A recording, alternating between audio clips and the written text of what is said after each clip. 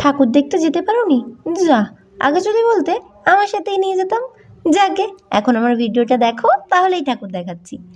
বাবা ফিরেছিল অফিস থেকে 9টার সময়, রাত্রি 9টা আর কি। তখনই বায়না জুড়েছিলাম ঠাকুর দেখতে যাব। অ্যাজ ইউজুয়াল বাবা বলেই দিল, যত তাড়াতাড়ি রেডি হতে পারবে ততই ভালো।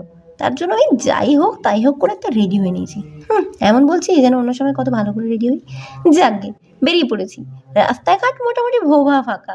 আমরাই 4জন মিলে ঠাকুর দেখতে যাচ্ছিলাম, আর ওই 2-4টে লোক নেহাত ছিল। তাই আমি না ঠাকুর দেখতে যেতে একদম বাচ্চাদের মতো ভালোবাসি। আর একটু রাত হয়ে গেছে, ভিড় কমে গেছে, তাতে কি আমার ঠাকুর দেখা বন্ধ হতে পারে?